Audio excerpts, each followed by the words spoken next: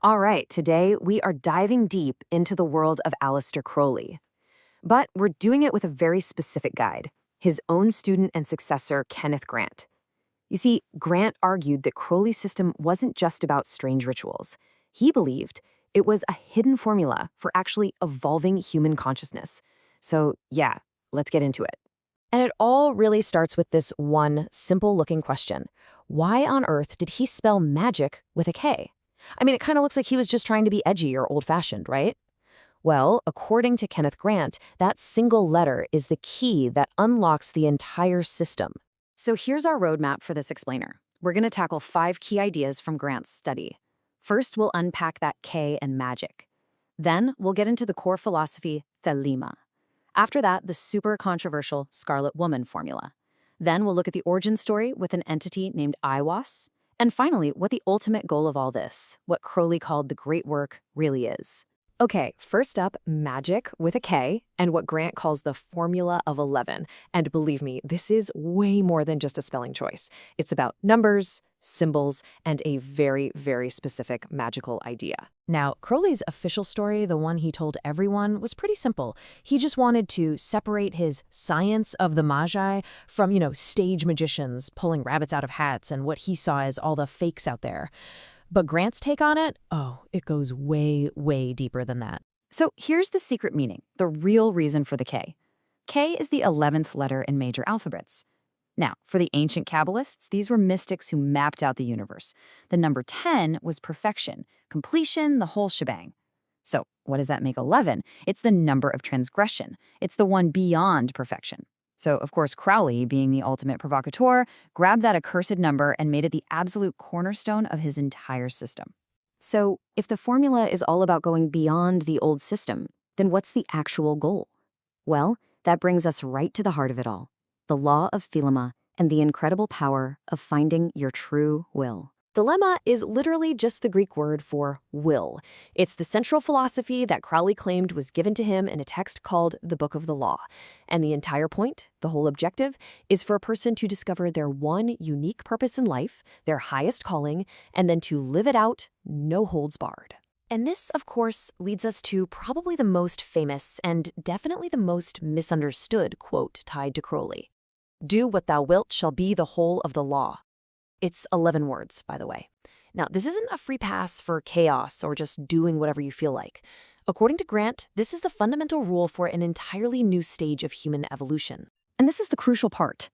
Do what thou wilt doesn't mean do whatever you want. It means you have to undertake this huge spiritual journey, the great work, to connect with what Crowley called your holy guardian angel. Think of it as your higher self or your personal genius. The goal is to get in touch with that, to discover your true will. And then you are to do that will and nothing else. Okay, this brings us to one of the most radical and for many people shocking parts of Crowley's system, the Scarlet Woman. Now, Kenneth Grant's analysis here was pretty groundbreaking. He saw this not as some weird fantasy, but as a completely practical, westernized version of ancient Eastern Tantra. Grant really makes a point of this. Babylon, or the Scarlet Woman, isn't a specific person, it's a magical office. It's a function, a role that a priestess takes on to become the physical channel for the divine feminine force during certain rituals. And you guessed it, there's a number for it. In Kabbalah, the name Babylon adds up to 156. And Grant, he connects this number to all sorts of things, from Zion, the holy mountain, to Chaos, which was a secret name for Crowley's own magical title, the Beast. And this slide just lays out the parallel perfectly. Grant shows how the role of the Scarlet Woman directly mirrors the Tantra Ksuvasini, or sweet-smelling lady. The use of sexual fluids as sacraments in Crowley's system, well, that reflects the Tantric use of kalas, or divine emanations, as spiritual medicines. And Crowley's very cryptic line, "The best blood is of the moon," monthly, lines up perfectly with Tantric rituals that are focused on the lunar cycle. So this whole system is a form of what's called in Tantra the Vama Marg. Now, this gets badly translated all the time as the left-hand path, and everyone thinks it means something evil. But Grant is super careful to explain that in its original context, it has zero moral meaning.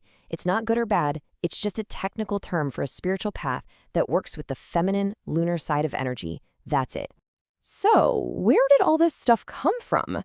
I mean, a system this complex doesn't just pop out of nowhere.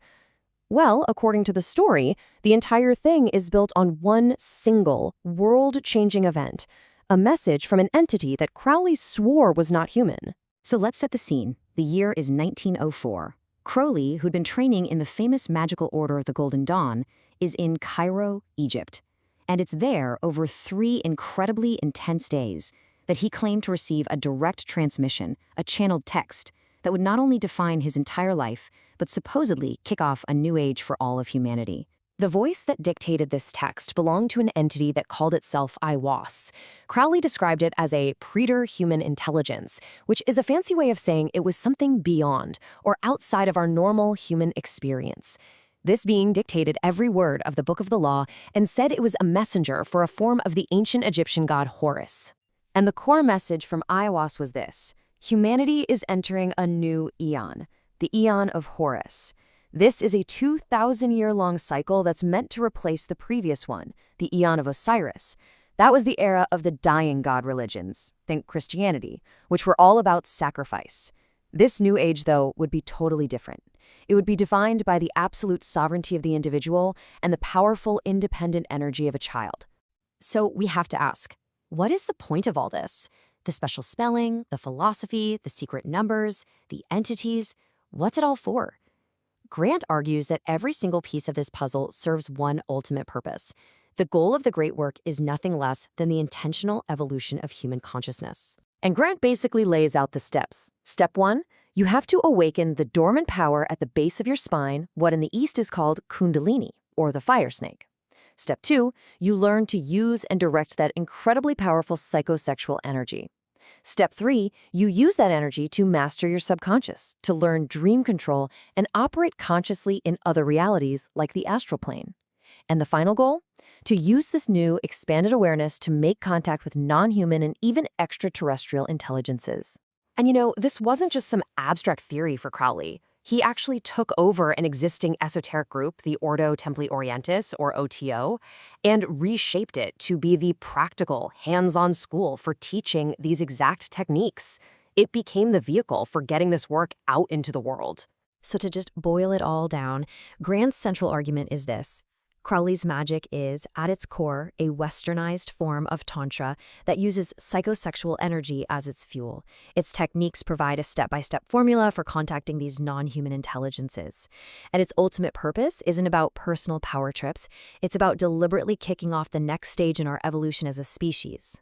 But, and this is a really, really big but, with a system this powerful comes a very serious warning. Kenneth Grant himself puts this disclaimer right in his book. He makes it crystal clear that he's writing a critical study, not a do-it-yourself manual. And he specifically warns about the very real dangers of trying to use these methods without knowing exactly what you're doing. And all of that leaves us with one final, pretty mind-bending question.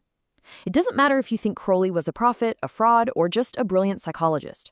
Grant lays out his system as a deliberate formula to re-engineer the human mind. So if a new stage of consciousness really is possible, what would that even look like? That's definitely something to think about.